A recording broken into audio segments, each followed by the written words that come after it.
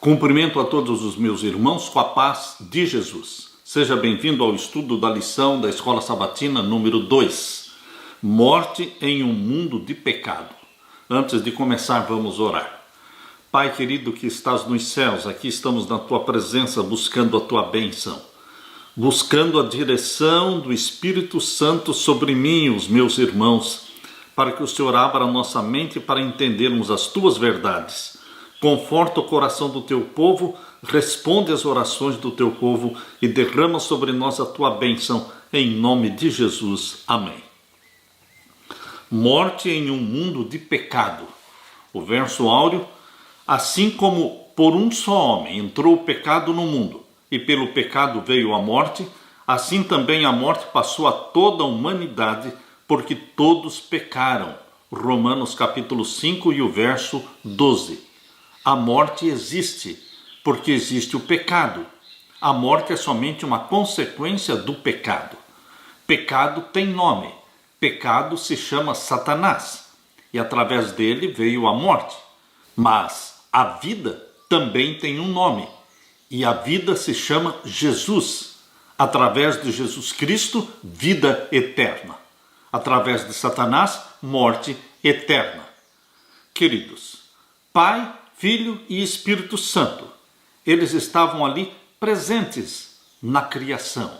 Quando você lê a Bíblia em Gênesis capítulo 1, verso 1 diz: no princípio criou Deus os céus e a terra. Elohim é a palavra hebraica para Deus, ali em Gênesis 1, verso 1. Elohim é a forma plural, é a pluralidade na divindade. Por isso Deus disse em Gênesis 1, 26, façamos o homem à nossa imagem, pluralidade na divindade. Você não precisa entender, como eu também não preciso entender plenamente a divindade, mas existe uma pluralidade na divindade que na Bíblia é revelada como sendo Pai, Filho e Espírito Santo. Nós deveremos crer para um dia podermos entender melhor. A Bíblia mostra que a criação dos céus e da terra, tudo foi feito através do Verbo. Tudo foi feito através daquele que encarnou e se tornou um de nós e recebeu o nome de Jesus. Queridos, vamos abrir a Bíblia neste momento em João capítulo 1. João capítulo 1 e o verso 1 a 3. Evangelho de João capítulo 1 e os versos 1 até o verso 3. Aqui nós lemos: no princípio era o Verbo, e o Verbo estava com Deus, e o Verbo era Deus. Aqui está muito claro que o Verbo que se tornou um de nós, ele é Deus. Desde o princípio estava com Deus. E aqui diz o verso 2, ele estava no princípio com Deus, todas as coisas foram feitas por ele, pelo Verbo, e sem ele, sem o Verbo, nada do que foi feito se fez. Nada foi criado no céu e na terra sem o Verbo. O Verbo, a segunda pessoa da divindade. Aqui você pode ver todas as coisas foram feitas por ele, e sem ele, nada do que foi feito se fez. Queridos, o verso 14 diz: e o Verbo se fez carne e habitou entre nós, e nós vimos a sua glória, como a glória do unigênito do Pai, cheio de graça e de verdade. A Bíblia é muito reveladora. Fala que o Verbo é Deus, e fala que o Verbo encarnou, se tornou um de nós, e veio revelar para você e para mim a glória do Pai. E fala que ele foi quem criou todas as coisas. Nada foi criado sem ele. Verso 4 diz: nele estava a vida, e a vida era a luz dos homens. E aqui diz mais o verso 10: estava no mundo, e o mundo foi feito por ele, e o mundo não o conheceu. Queridos, a Bíblia é clara em mostrar que Deus criou, mas Deus criou através do Filho. Jesus Cristo é aquele que executa as ordens da divindade. O plano da criação foi feito entre Pai, Filho e Espírito Santo, mas quem executou a criação foi o Filho, chamado aqui de Verbo. Estava no mundo, o mundo foi feito por ele, e o mundo não o conheceu. Está muito claro o que João revela aqui no capítulo 1 do seu Evangelho.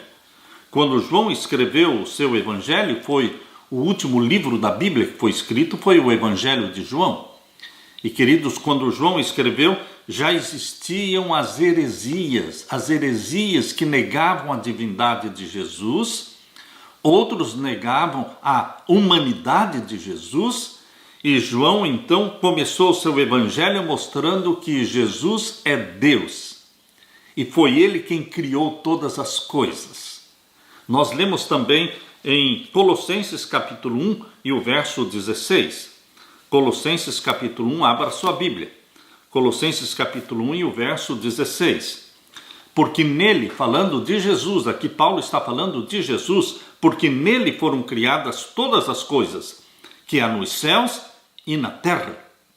Ou seja, Jesus, o Verbo, não criou somente o planeta Terra, ele criou todas as coisas também no céu. Porque nele foram criadas todas as coisas que há nos céus e na terra, visíveis e invisíveis. Ou seja, todos os anjos foram criados pelo Filho de Deus, que é o Verbo, que recebeu o nome de Jesus ao nascer da Virgem Maria. Coisas visíveis e invisíveis, sejam tronos, diz aqui, estamos lendo Colossenses 1,16, sejam tronos, sejam dominações, sejam principados, sejam potestades, tudo foi criado por ele e para ele. Queridos, existe uma íntima relação na família divina, Pai, Filho e Espírito Santo. O Pai se revela na Bíblia como aquele que proveu um plano de salvação, que deu seu Filho para morrer por nós. O Filho se revela na Bíblia como o Criador, como aquele que executa os planos da divindade, aquele que morreu na cruz por nós. E o Espírito Santo é revelado na Bíblia como aquele que aplica em você os méritos de Jesus Cristo, aquele que aplica em você as bênçãos da salvação que nos vem através de Jesus Cristo. Queridos, a divindade trabalha em parceria para a salvação nossa. Aleluia! Aqui nós lemos também em Hebreus capítulo 1 e o verso 2. Hebreus capítulo 1 e o verso 2. A quem constituiu o herdeiro de tudo, por quem fez também o mundo. Aqui está falando de Jesus Cristo. Hebreus capítulo 1, verso 1 fala, havendo Deus antigamente falado muitas vezes e de muitas maneiras aos pais pelos profetas, a nós falou-nos nestes últimos dias pelo Filho, o Filho de Deus. E agora o verso 2 diz que o Filho de Deus foi constituído herdeiro de tudo, por quem fez também o mundo. Queridos, tanto João como Paulo, eles mostram que Jesus Cristo é aquele que criou todas as coisas, quer no céu, quer na terra. Mas, quando o Pai reuniu toda a hoste celestial e introduziu o Filho diante de toda a hoste celestial e mostrou que o Filho seria o chefe dos anjos, o chefe das hostes celestiais. O maior de todos os anjos, Lúcifer, não apreciou aquela honra dada pelo Pai ao Filho. Deus, o Pai, constituiu o Filho como o chefe de todos os anjos. Lúcifer almejava esta posição de ser o arcanjo, de ser o chefe de todos os anjos no céu. Por isso, queridos, Lúcifer ficou com inveja e ciúme de Jesus Cristo, Filho de Deus. Em consequência desta inveja, deste ciúme, houve uma rebelião no céu. Lúcifer conseguiu trazer para o seu lado 1/3 dos anjos do céu. E houve rebelião no céu, exatamente como está em Apocalipse 12, verso 7. Miguel e os seus anjos batalharam contra o dragão e os seus anjos. E 1/3 dos anjos foram expulsos do céu juntamente com Satanás. E eles foram expulsos para onde? Foram expulsos para o abismo. Mas que abismo? A terra. Apocalipse 12, verso 9, diz que eles foram expulsos para a terra. A terra era sem forma e vazia, havia trevas sobre a face do abismo, mas eles foram lançados para a terra. antes da semana da criação. Apocalipse 12 e o verso 9. E foi precipitado o grande dragão, antiga serpente, chamado o Diabo e Satanás, que engana todo mundo. Ele foi precipitado na terra e os seus anjos foram lançados com ele. Ele foi lançado na terra antes de Deus falar haja luz e houve luz. Queridos, aqui diz em Gênesis capítulo 1, verso 1 e 2, no princípio criou Deus os céus e a terra. Houve um tempo no passado, na eternidade, onde Deus criou todas as coisas através do Filho. E o verso 2 diz, e a terra era sem forma e vazia. Assim era a terra quando Satanás foi expulso do céu. A terra, o planeta, já existia, envolto em águas, mas era sem forma e vazia, e havia trevas sobre a face do abismo. Satanás foi lançado para o abismo, porque é a terra na sua forma caótica e vazia. Queridos, quando Satanás foi expulso do céu, expulso para o planeta Terra, já existia o plano da criação. Deus planejava criar a família humana, e foi no 6º dia da semana da criação que Deus criou Adão e Eva, e mostrou para Adão e Eva a árvore da ciência do bem e do mal. Queridos, plenamente ciente da estratégia de Satanás, Deus advertiu e aconselhou Adão e Eva para que não se expusessem à tentação, porque a tentação estaria exatamente na árvore da ciência do bem e do mal, conforme Gênesis 2, 16 e 17.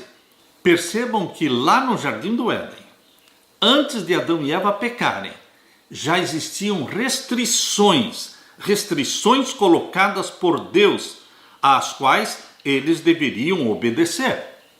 Nesta semana, refletiremos sobre a queda de Adão e Eva, a respeito de como o pecado e a morte tomaram conta do nosso mundo e acerca de como Deus plantou uma semente de esperança para a humanidade ainda lá no Éden. Perceba que a obediência já era exigida por Deus lá no Jardim do Éden, antes de Adão e Eva pecarem. Já existia a palavra obediência. Vocês não comam desta árvore, que é a árvore da ciência do bem e do mal. Antes do pecado, já existia a exigência da obediência. E hoje, queridos, hoje Deus continua exigindo obediência. Ele salva, Ele nos resgata, nos redime, Ele nos perdoa, Ele nos salva. Mas Ele quer de você e de mim obediência. Satanás detesta, odeia a palavra obediência. Ele está ensinando os cristãos a serem desobedientes. Queridos, muitos que aceitam a Jesus como Salvador nunca se tornam obedientes a Jesus, nunca se tornam obedientes aos mandamentos de Deus. Mas lembre-se que a salvação é pela fé e pela graça. Mas a salvação pela fé e pela graça, ela produz, ela resulta em filhos e filhas obedientes a Deus, salvos pela graça, para vivermos em obediência ao nosso Pai. Aleluia! Na parte de domingo, declarações sobre tensão.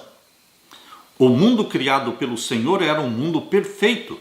Você, quando lê Gênesis capítulo 1 e o verso 31, aqui diz assim: e viu Deus tudo quanto tinha feito, e eis que era muito bom, e foi a tarde e a manhã o dia sexto. Deus, quando terminou a criação, diz: eis que é muito bom. Deus criou um mundo perfeito. A morte era desconhecida para Adão e Eva. Nesse contexto, Deus advertiu Adão e Eva em Gênesis capítulo 2 e o verso 16 e 17. Veja a advertência feita por Deus. E ordenou o Senhor Deus ao homem, dizendo: de toda árvore do jardim comerás livremente, mas da árvore da ciência do bem e do mal, dela não comerás. Olha a restrição, olha a exigência da obediência. Porque no dia em que dela comeres, certamente morrerás. Queridos, Adão e Eva, eles foram criados como seres mortais. Eles poderiam morrer se pecassem. Então eles foram criados mortais. Existia a promessa da imortalidade, mas, queridos, eles eram seres mortais. Os anjos, o próprio Satanás, são seres criados mortais. Existe a possibilidade de Satanás morrer? É óbvio que sim. Ele vai ser queimado no lago de fogo e enxofre. Ele vai se tornar cinzas. Então, queridos, não existem anjos imortais, não existem seres humanos imortais, não existe nada de imortalidade em nós, porque o único imortal é Deus. Está muito claro na primeira carta de Paulo. Abra a sua Bíblia na primeira carta de Paulo a Timóteo. A primeira carta de Paulo a Timóteo, capítulo 1, nós vamos ver aqui o verso 17. Aqui nós lemos: ora, ao Rei dos séculos, imortal, invisível, ao único Deus, seja honra e glória para todos sempre. Amém. Esta é a única vez que aparece a palavra imortal na Bíblia. Está em 1 Timóteo, capítulo 1 e o verso 17. E a palavra imortal aqui se aplica a Deus, o único imortal. Ora, ao Rei dos séculos, imortal, invisível, ao único Deus, seja honra, glória para todos sempre. Amém. E também na primeira carta de Timóteo, capítulo 6 e o verso 16. Primeira carta de Timóteo, capítulo 6, verso 16. Aquele que tem, ele só, a imortalidade e habita na luz inacessível, a quem nenhum dos homens viu nem pode ver, ao qual seja honra e poder sempre eterno. Amém. Ele só tem a imortalidade, Deus. Imortalidade é um atributo de Deus. Deus pode ser definido como um ser imortal, eterno, existente por si mesmo, incriado.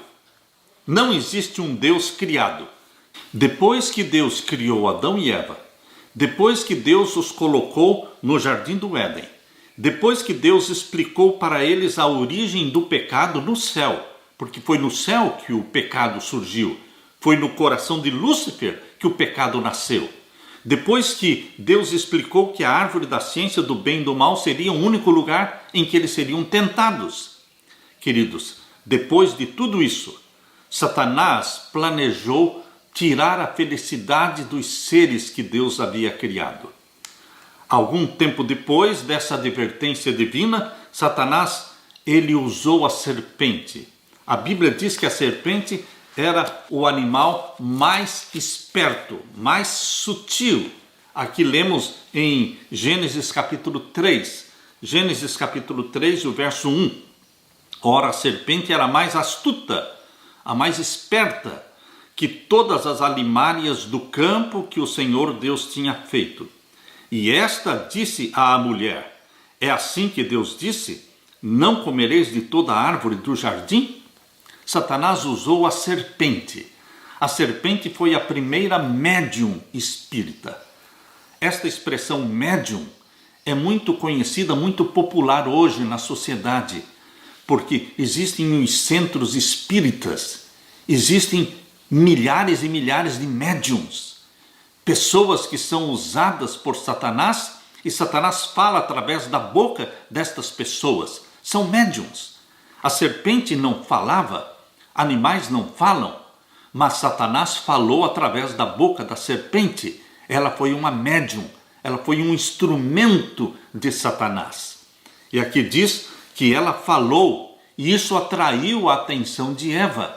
Queridos, e quando Satanás falou, ele falou exatamente o contrário do que Deus havia falado. Satanás sabia que ao fazer esta declaração, é assim que Deus disse, não comereis de toda a árvore do jardim? Ele sabia que Eva ia responder dizendo que não foi isso que Deus havia falado. Ele usou esta afirmação para iniciar um diálogo com Eva. Queridos, nós não podemos dialogar com o diabo. Nós não podemos dialogar com pessoas endemoniadas, possessas. Nós não podemos dialogar com ele. Aqui diz a palavra de Deus em Gênesis capítulo 2 e o verso 16, de toda árvore do jardim comerás livremente. O contrário do que Satanás afirmou, porque aqui no capítulo 3, verso 1, termina dizendo, é assim que Deus disse, não comereis de toda árvore do jardim? Diante desta afirmação falsa, Eva corrigiu Satanás. E então ela disse no verso 2, e disse a mulher à serpente, do fruto das árvores do jardim comeremos. Deus permitiu que nós comamos de todas as árvores, menos de uma. Queridos, o verso 3, mas do fruto da árvore que está no meio do jardim, disse Deus, não comereis dele, nem nele tocareis, para que não morrais. Pronto, aqui estava o diálogo entre Eva e Satanás. E sempre que você entra em diálogo com Satanás, queridos, você está em terreno encantado. Nós não podemos entrar em diálogo com Satanás.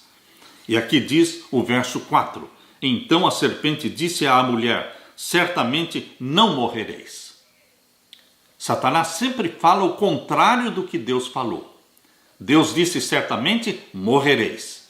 E Satanás está dizendo certamente não morrereis. Da perspectiva da lógica humana, o argumento da serpente soou muito mais convincente do que a palavra de Deus. Primeiro, não havia evidência no mundo natural até aquele momento da existência do pecado e da morte. Ainda não existia a morte. Em segundo lugar, a serpente estava comendo o fruto proibido e o apreciava. Então, por que Eva deveria se conter para não fazer o mesmo? A ordem de Deus parecia ser restritiva demais e sem sentido. Infelizmente, ao decidir entre as duas declarações conflitantes, Eva ignorou 3 princípios básicos. Primeiro, a razão humana nem sempre é a maneira mais segura para se avaliar questões espirituais. Não use a sua razão para avaliar questões espirituais. Creia na palavra que saiu da boca de Deus, mesmo que seja irrazoável. E número 2, a palavra de Deus pode parecer ilógica e sem sentido para nós, mas é sempre correta e confiável. Mesmo que sendo ilógica, a palavra de Deus é confiável. Número 3, há coisas que não são más nem erradas em si mesmas, mas Deus as escolheu como testes de obediência. Lá no Jardim do Éden, o teste de obediência se chamava Árvore da Ciência do Bem e do Mal. E hoje, Deus coloca também testes de obediência, como por exemplo o santo dízimo. Deus não precisa do seu dinheiro, do nosso dinheiro. Deus é o dono de toda a prata e de todo o ouro. Mas, queridos, Deus colocou um teste, dizendo, o dízimo pertence a mim. Traga, portanto, a 10ª parte. O dízimo pertence a Deus. Deus colocou um teste. Deus sempre está testando a nossa obediência. E o que está acontecendo na sua vida? Você respeita o que é de Deus? A 10ª parte, o santo dízimo, pertence a Deus. O 7º dia, o santo sábado, pertence a Deus. Deus sempre age de forma a colocar um teste de obediência. Ele criou a semana de 7 dias, deixando 6 dias para você trabalhar, para a subsistência, mas Deus disse, o 7º dia é meu, é o santo sábado. Mas a humanidade não respeita o dia de Deus. Deus também disse, você pode trabalhar e ganhar o seu salário, mas a 10ª parte, o dízimo, pertence a mim. Traga, portanto, o dízimo à casa do tesouro. Isto está lá em Malaquias, não é? Malaquias capítulo 3. É o texto que nos revela a nossa obrigação em devolver a Deus o santo dízimo e também dar as nossas ofertas. Mas, queridos, a humanidade não está devolvendo a Deus o que é de Deus, o santo dízimo. Eles não respeitam o 7º dia, eles não respeitam o dízimo. Deus está colocando o teste, mas as pessoas estão sendo reprovadas no teste. Devemos estar cientes de que a experiência de Eva não é caso único. Todos os dias precisamos decidir entre a palavra de Deus e os apelos sedutores da nossa cultura. Todos os dias você precisa decidir obedecer ou não obedecer. Lembre-se, o mesmo Satanás que mentiu para Eva, que seduziu Eva, ele existe hoje e ele está seduzindo a mente dos seres humanos, a mente dos cristãos e não cristãos. Ele sempre está seduzindo, ocultando a verdade ou torcendo a verdade. Mas, queridos, as nossas decisões, como foi também a decisão de Eva, têm consequências eternas. Meu apelo é: decida-se pela obediência à palavra de Deus, mesmo que seja ilógica, mas creia na palavra que saiu da boca de Deus. Aleluia! Na parte de segunda-feira, enganada pela serpente. Gênesis capítulo 3, versos 1 até o verso 7. Enganada pela serpente. Queridos, para não ser enganado, não podemos dialogar com Satanás. Ora, a serpente era mais astuta que todas as alimárias do campo que o Senhor Deus tinha feito. E esta disse à mulher: é assim que Deus disse: não comereis de toda a árvore do jardim? O contrário do que Deus falou. Porque Deus falou: de toda a árvore do jardim comereis livremente. Gênesis 2, verso 16. E o verso 2 aqui de Gênesis capítulo 3 diz: e disse a mulher à serpente: do fruto das árvores do jardim comeremos, mas do fruto da árvore que está no meio do jardim, disse Deus: não comereis dele, nem nele tocareis, para que não morrais. Então a serpente disse à mulher: certamente não morrereis. Deus disse que o homem é mortal. Satanás disse que o homem não é mortal. O ser humano não é mortal. Certamente não morrereis. Mas Adão e Eva morreram. A Bíblia diz aqui em Gênesis, abra sua Bíblia, em Gênesis capítulo 5. Gênesis capítulo 5, vamos ler então o verso 5. E foram todos os dias que Adão viveu 930 anos e morreu. Ele viveu 930 anos e morreu. Então Satanás é um mentiroso, porque ele disse: não morrereis. Mas quando Adão e Eva morreram, Satanás inventou uma outra mentira: morre somente o corpo, a alma continua viva. Queridos, a alma viva que está vivendo fora do corpo, isto é uma teoria de Satanás. Isto não existe na Bíblia. Na Bíblia, alma vivente só existe quando o corpo tem o fôlego. Corpo com fôlego faz de você e de mim uma alma vivente. Gênesis capítulo 2 e o verso 7. E formou o Senhor Deus o homem do pó da terra e soprou em seus narizes o fôlego de vida. E o homem foi feito alma vivente.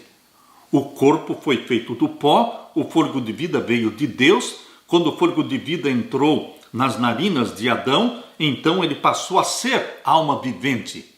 Corpo mais fôlego de vida é igual alma vivente. O corpo sem o fôlego de vida volta ao pó. O fôlego de vida volta para Deus e a alma vivente deixa de existir.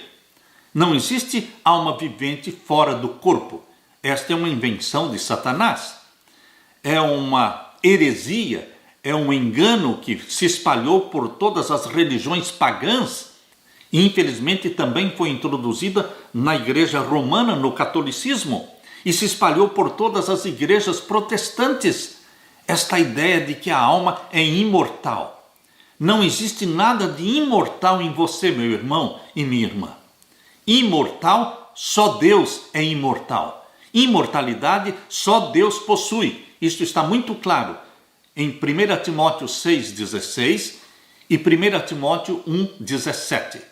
Só Deus é imortal, nós somos mortais. E agora voltamos à leitura de Gênesis capítulo 3, agora o verso 5. Porque Deus sabe que no dia em que dele comerdes, se abrirão os vossos olhos e sereis como Deus, sabendo o bem e o mal. Satanás sugeriu para Eva que ela poderia se tornar como Deus. Esta é outra mentira, é outro engano. Satanás engana as pessoas, os seres pecadores, dizendo que eles são deuses. Satanás quer convencer os pecadores de que eles são deuses e que eles precisam explorar estes poderes divinos que eles têm dentro deles. Isto é um engano. Nós não somos deuses. Nós somos seres humanos que já nascemos com a natureza pecaminosa. Nós somos mortais, precisamos de Jesus Cristo que nos perdoe, que nos salve e que nos dê a vida eterna que é dele. Queridos, aqui diz que Satanás enganou Eva, fazendo-a crer que ela se tornaria como Deus. E o verso 6, e vendo a mulher que aquela árvore era boa para se comer, e agradável aos olhos, e árvore desejável para dar entendimento, tomou do seu fruto e comeu, e deu também ao seu marido, e ele comeu com ela. Eva errou em ficar dialogando com Satanás. Eva errou ao ficar admirando e olhando para o fruto proibido. Nós não podemos ficar junto à tentação e olhando, observando a tentação. Nós temos que fugir da tentação. Como José fugiu da mulher de Potifar, ele fugiu. É isso que nós temos que fazer. Nós temos que correr da tentação e não ficarmos parados olhando para ela. E aqui diz o verso 7. Quando Eva comeu e depois deu também do fruto para Adão comer, o que aconteceu? Verso 7. Então foram abertos os olhos de ambos e conheceram que estavam nus e cozeram folhas de figueira e fizeram para si aventais. Queridos, o que aconteceu no momento em que Adão comeu do fruto proibido? Morreu a natureza santa espiritual. Morreu a natureza santa espiritual. Adão e Eva foram criados no reino espiritual de Deus, não no reino animal, mas no reino espiritual de Deus, porque Deus os criou à imagem e à semelhança dele. Gênesis 1:26, façamos o homem à nossa imagem, conforme a nossa semelhança. Esta semelhança com Deus, no reino espiritual de Deus, isto desapareceu quando Adão e Eva pecaram. Queridos, Adão viveu fisicamente 930 anos. E quando ele tinha 930 anos, diz lá em Gênesis capítulo 5, nós já lemos com vocês, Gênesis 5, verso 5. Depois de viver 930 anos, ele morreu. Mas, queridos, esta foi a morte física. A morte espiritual ocorreu instantaneamente. No momento em que Adão comeu do fruto proibido, aconteceu a morte instantânea, morte espiritual. Sumiram as vestes de glória. Desapareceram as vestes de glória. Eles se viram nus. E então fizeram aventais com folhas de figueira. Percebam, queridos, que Adão e Eva morreram espiritualmente no momento em que comeram do fruto proibido. Esta natureza santa espiritual que eles tinham morreu. Nós, quando nascemos da nossa mãe, quando nós somos gerados no ventre materno, nós somos gerados com uma natureza pecaminosa. Diz claramente lá em Salmo 51, em pecado me concebeu a minha mãe. Nós já nascemos com uma natureza pecaminosa sem a natureza santa espiritual. A natureza santa espiritual poderá ser gerada em você se você aceitar a Jesus como Salvador pessoal. Então o Espírito Santo gera em você a natureza santa espiritual. Mas, queridos, nós não nascemos do ventre materno com esta natureza santa espiritual. Adão e Eva perderam esta natureza santa espiritual quando pecaram. E eles caíram do reino espiritual de Deus para o reino animal. E no reino animal todos são governados por instintos. É isto que Jesus quer fazer. Ele quer transportar você do reino animal, colocando você novamente no reino espiritual de Deus. E gerando em você, através do Espírito Santo, a natureza santa espiritual que é dele. Então nós vamos ser guiados pelo Espírito Santo. Nós vamos ser sensíveis à voz do Espírito Santo. Nós vamos ter prazer na obediência ao nosso Deus, ao nosso Pai Celestial. É obra do Espírito Santo gerar em você a natureza santa de Jesus. E este é um processo que acontece na nossa vida diariamente, que nós chamamos de santificação. Diariamente o Espírito Santo está gerando em você a natureza santa de Jesus Cristo, dando para você a mente santa de Jesus Cristo.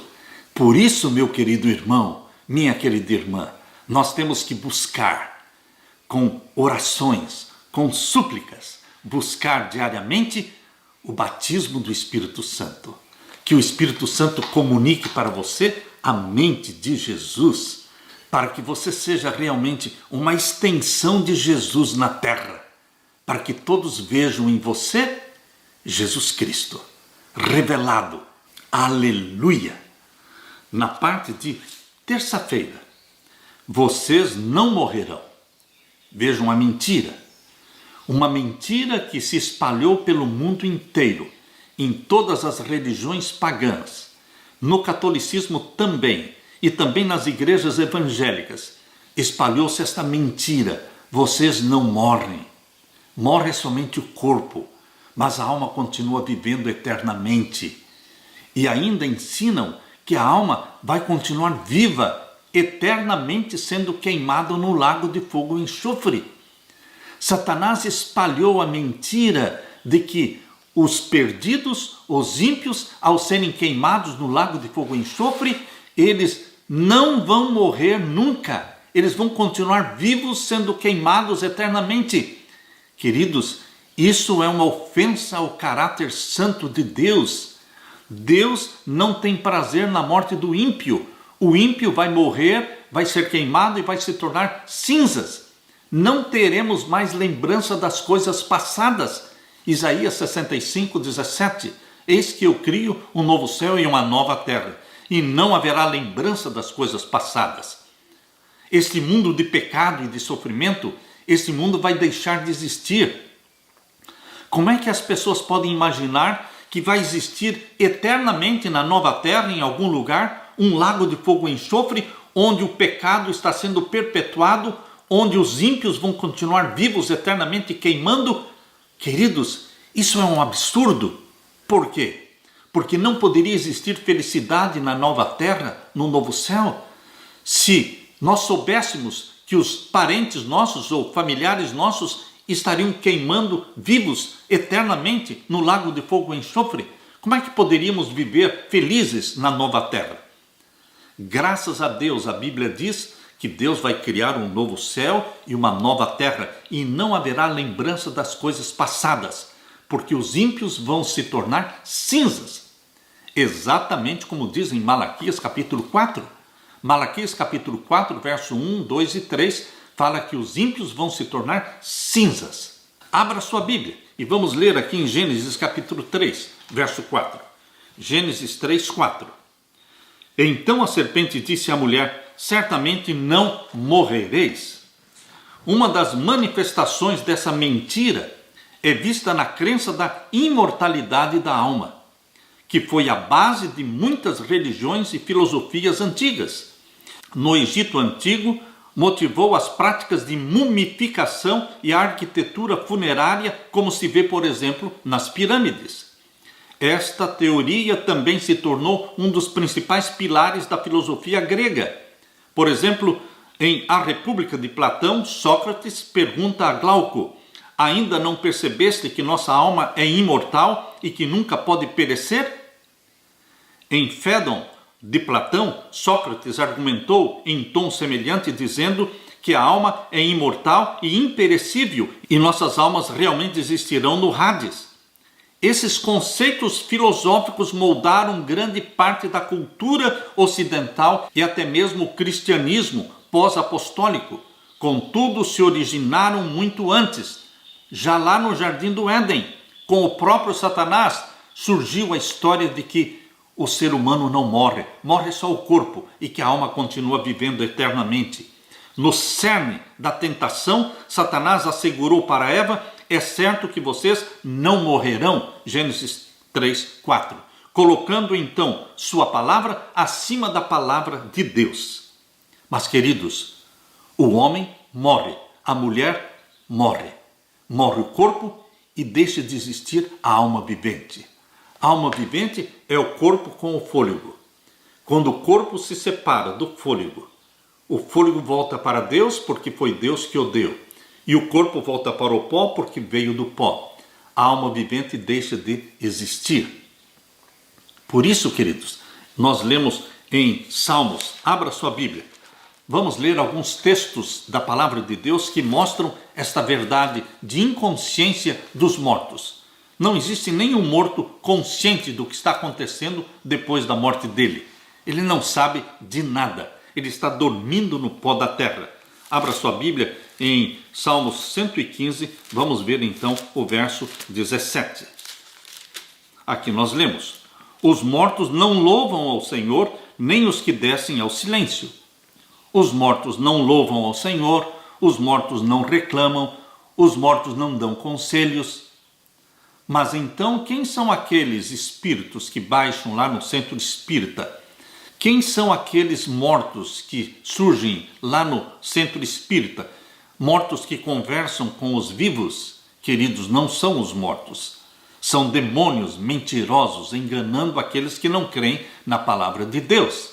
A Bíblia é muito clara em Eclesiastes. Abra sua Bíblia. Eclesiastes capítulo 9. Eclesiastes capítulo 9, podemos ler então o versos 5 e 6. Aqui nós lemos. Eclesiastes 9, versos 5 e 6.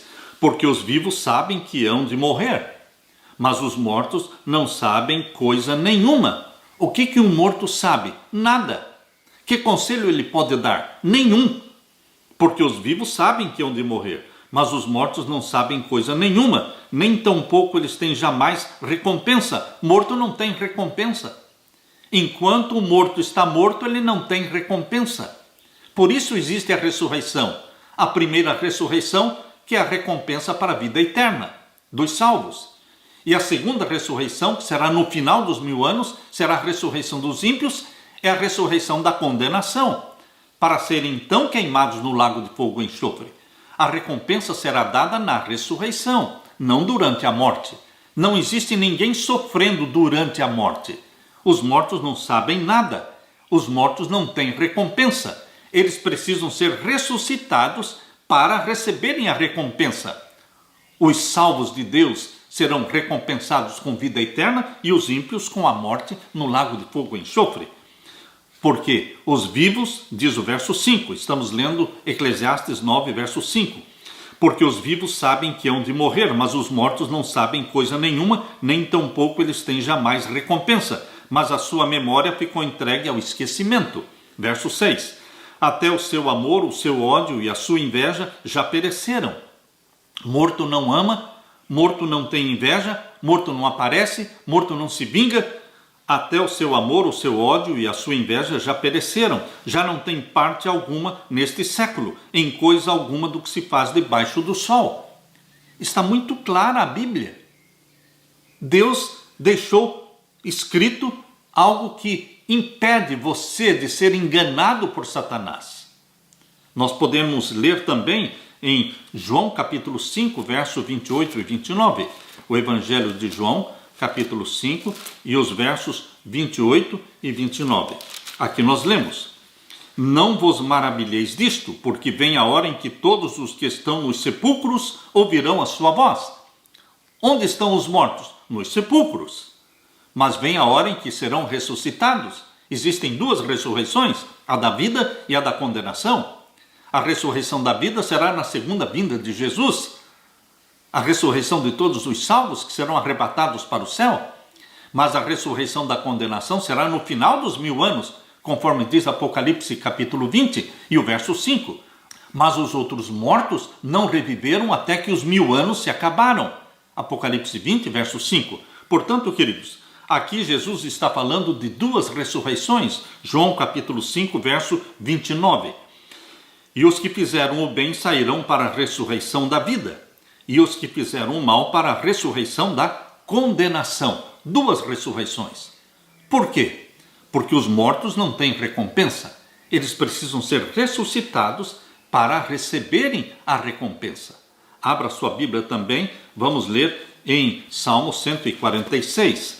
Salmo 146, o verso 4. 146, verso 4.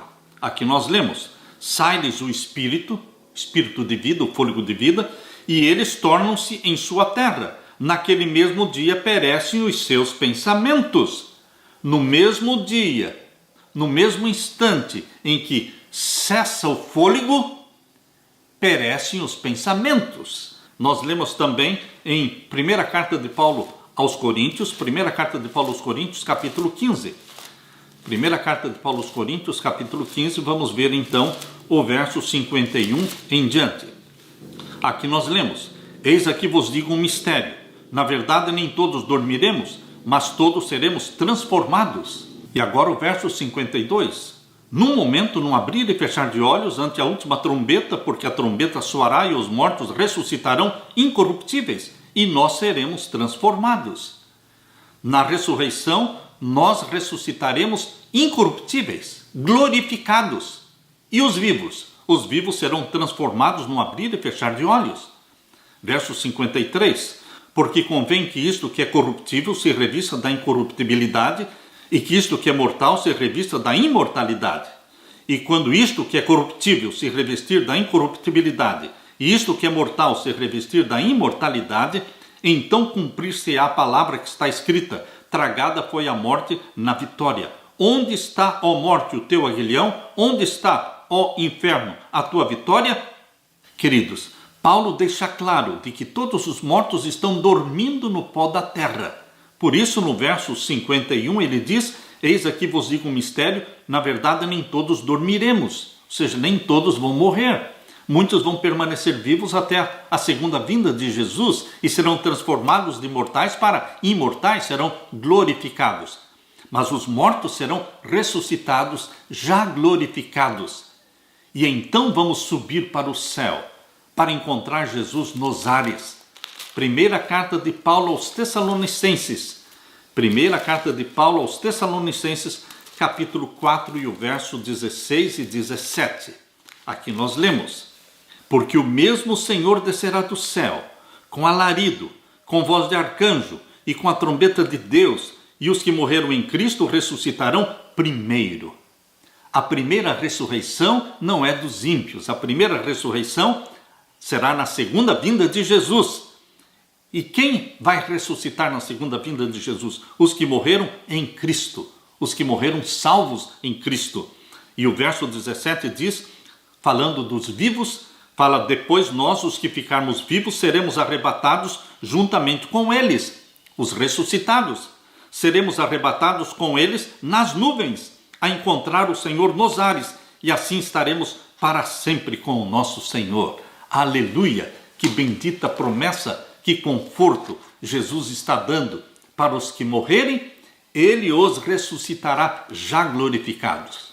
Para os que permanecerem vivos até a segunda vinda de Jesus, Jesus Cristo os transformará de mortais para imortais, dando para eles um corpo glorificado como o dele. Queridos, seremos arrebatados e encontraremos Jesus nos ares. Alegre-se com esta bendita promessa. Aleluia! Na parte de quarta-feira, consequências do pecado. Voltando então para Gênesis capítulo 3. Gênesis capítulo 3, vamos ver então a partir do verso 7. Gênesis 3, a partir do verso 7 até o verso 19. Aqui lemos: então foram abertos os olhos de ambos, e conheceram que estavam nus, e coseram folhas de figueira e fizeram para si aventais. Eles perderam a vestimenta de glória que cobria o corpo deles. O pecado fez desaparecer a vestimenta de glória. Por isso eles se viram nus e fizeram folhas de figueira. Esta tentativa de cobrir a nudez causada pelo pecado chama-se justiça pelas obras, justificação pelas obras. Deus não aceita. Deus, quando encontrou Adão e Eva no jardim do Éden e os viu nus e com aqueles aventais de folhas de figueira, Deus arrancou os aventais de folhas de figueira e Deus os cobriu com a pele de um cordeiro. Queridos, a nudez causada pelo pecado só pode ser coberta pelo Cordeiro de Deus que tira o pecado do mundo, Jesus Cristo. É somente a justiça do nosso Senhor Jesus Cristo que nos cobre esta nudez causada pelo pecado. Aqui diz o verso 8: e ouviram a voz do Senhor Deus que passeava pelo jardim pela viração do dia, ou seja, no entardecer, ao pôr do sol. Deus apareceu no jardim do Éden e escondeu-se Adão e sua mulher da presença do Senhor Deus entre as árvores do jardim. Eles sentiram medo, agora já eram pecadores e o pecado gera medo de Deus. Eles fugiram de Deus. O pecado faz com que o pecador fuja de Deus. Mas a graça e a misericórdia do nosso Senhor Jesus Cristo atrai os pecadores para Deus e arranca de nós o medo, elimina o medo da nossa vida. E aqui diz o verso 9: e chamou o Senhor Deus a Adão e disse-lhe: onde estás? Deus procurando o pecador. É Deus que tomou a iniciativa de prover um plano de salvação para nós, pecadores. Foi Deus que tomou a iniciativa de sair em busca de Adão e Eva, os fugitivos. Queridos, Deus continua procurando os pecadores fugitivos. Jesus Cristo deixou o trono no céu e veio até o planeta Terra e nasceu aqui como um bebezinho. Tornou-se um de nós. Para quê? Para buscar os perdidos. Jesus Cristo veio para, como um bom pastor, buscar as ovelhas perdidas. E nós somos as ovelhas perdidas. Aquilo que Deus fez no jardim do Éden, indo em busca de Adão, Jesus Cristo fez, vindo ao planeta Terra, em busca dos pecadores. Sempre Deus procurando o pecador. Este é o Deus da misericórdia, é o Deus do perdão. E o verso 10 diz: e ele disse: ouvi a tua voz soar no jardim e temi, porque estava nu e escondi-me. E disse Deus: quem te mostrou que estavas nu? Comeste tu da árvore de que te ordenei que não comesses? Então disse Adão: a mulher que me deste por companheira, ela me deu da árvore e eu comi. Adão não assumiu a responsabilidade do seu ato pecaminoso. Ele jogou a culpa na mulher. Essa é uma tendência dos pecadores, jogar a culpa nos outros.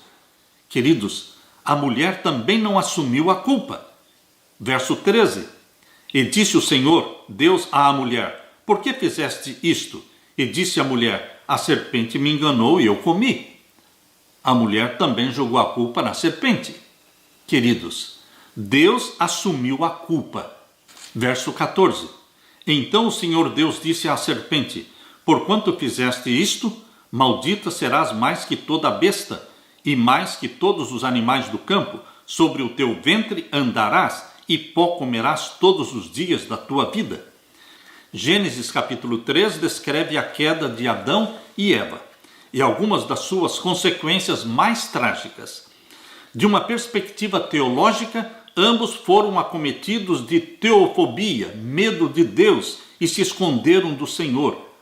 A partir de uma avaliação psicossocial, sentiram vergonha de si mesmos e começaram a se acusar mutuamente. Do ponto de vista físico, suavam, sentiam dor e por fim morreriam. E de uma perspectiva ecológica, o mundo natural havia se deteriorado. Queridos, o jardim do Éden não mais era o lugar bonito e agradável que costumava ser. Ao testemunharem no murchar da flor e no cair da folha os primeiros sinais da decadência, Adão e sua companheira choraram mais profundamente do que as pessoas costumam chorar pelos seus mortos. A morte das débeis e delicadas flores era realmente um motivo para tristeza. Mas quando as belas árvores perderam suas folhas, essa cena lembrou-lhes o fato cruel de que a morte é o destino de todo ser vivente. Adão e Eva não morreram fisicamente de imediato. Adão viveu 930 anos, mas espiritualmente eles morreram instantaneamente. A natureza santa espiritual, a vestimenta de glória com a qual eles estavam vestidos, aquela vestimenta desapareceu. Perderam a natureza santa espiritual, porque o pecado mata. O pecado hoje ainda mata. Se você quer a natureza santa espiritual de Jesus Cristo, você tem que abraçar a Jesus como Salvador. Você tem que confessar a Ele os seus pecados. E você precisa propor no seu coração romper com os pecados conscientes, com os pecados conhecidos que você tem na sua vida. Romper com os pecados familiares. Queridos, se nós decidimos continuar com os nossos pecados de sempre, a natureza santa espiritual de Jesus não será gerada em você e em mim. Precisamos tomar a decisão não só de confessar os pecados, mas também, em nome de Jesus e pelo poder do Espírito Santo que em nós habita, pararmos de pecar esses pecados que nós já confessamos, pecados dos quais nós já nos arrependemos. Nós temos que romper com eles e avançar na estrada da santificação. Deus quer que você e eu vivamos em obediência a Ele. Deus quer restaurar em você esta santidade, esta natureza espiritual que é de Jesus. Esta é a obra do Espírito Santo, comunicar para você e para mim a vida de Jesus e a mente de Jesus. E Deus fará, se você quiser, se você buscar, se você orar por isso e se você tomar a decisão de romper com os pecados que Deus já revelou para você.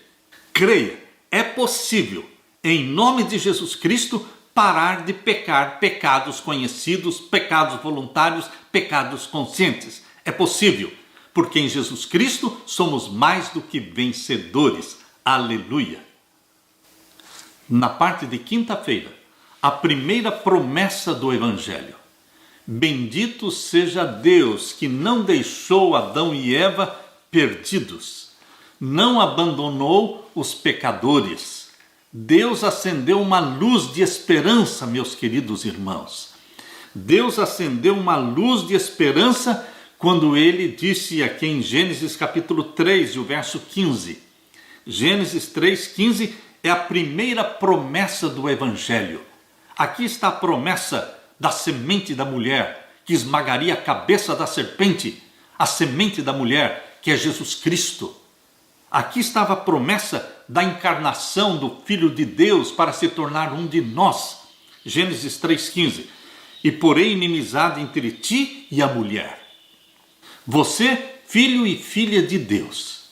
Nós precisamos entender que foi de modo intencional que Deus colocou inimizade entre Cristo e Satanás. Existe inimizade entre os descendentes de Cristo e os descendentes de Satanás. Os filhos de Deus e os filhos dos homens. Não há acordo entre luz e trevas. Os descendentes de Deus e os descendentes de Satanás. Aqui nós estamos lendo verso 15. E porém inimizade entre ti e a mulher, e entre a tua semente e a sua semente. Esta te ferirá a cabeça, e tu lhe ferirás o calcanhar. Jesus Cristo, a semente da mulher, foi prometido aqui, em Gênesis 3,15. Aqui está a graça do nosso Senhor Jesus Cristo, a graça eterna. Ela é eterna porque vem já desde antes de Deus criar Adão e Eva. Porque antes de Deus criar Adão e Eva, Deus já sabia que Adão e Eva iriam pecar. Queridos, não foi após o pecado de Adão e Eva que o Filho de Deus decidiu morrer por eles. Antes de Deus criá-los, Deus já tinha o plano da salvação.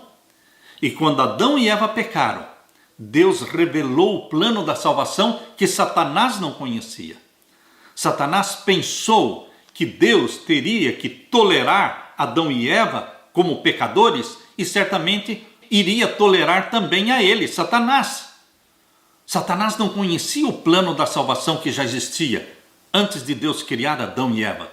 E o plano da salvação era para salvar os pecadores e esmagar a cabeça da serpente. Quando Jesus morreu na cruz, foi como que Satanás ferindo o calcanhar de Jesus Cristo. Mas ao Jesus morrer na cruz, sem pecado, morreu pelos nossos pecados, ali ele esmagou a cabeça da serpente. Por quê? Até ali, Satanás era o representante da família humana nas cortes celestiais, nos concílios celestiais. Mas quando Jesus morreu sem pecado, pelos nossos pecados, ele esmagou a cabeça da serpente.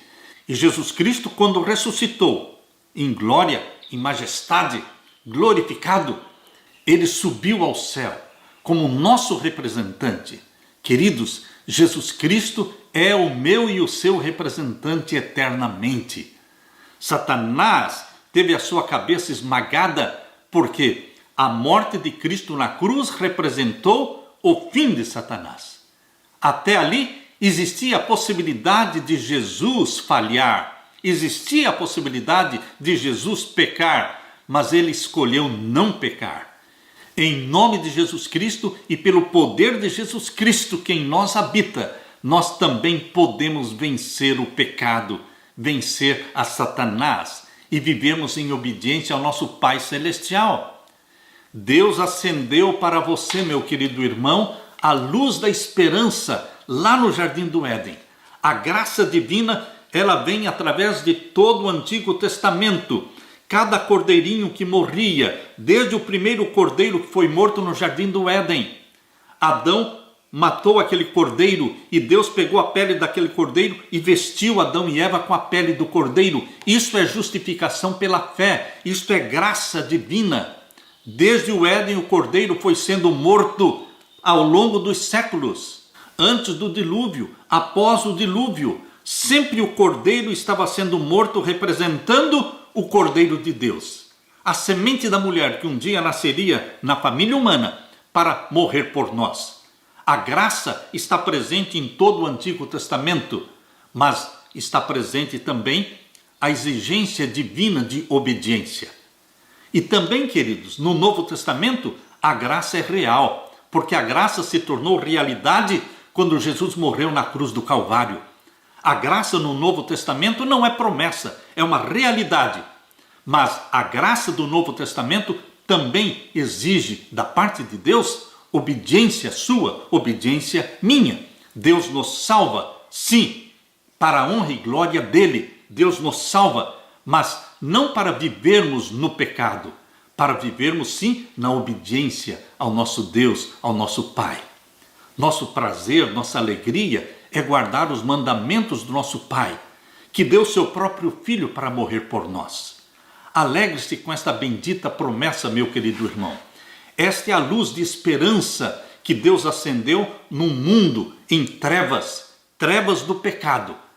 Cristo Jesus Cristo é a luz da esperança, porque em Jesus Cristo somos salvos, perdoados, e Ele vai voltar para nos buscar, para nos levar para o céu, para vivermos eternamente juntos. Bendito seja Deus pelo plano da salvação, pela graça divina. Aleluia! Eu deixo com você esta bendita esperança, este bendito conforto de salvação em Jesus. Eu deixo com você também a paz de meu Jesus. Amém.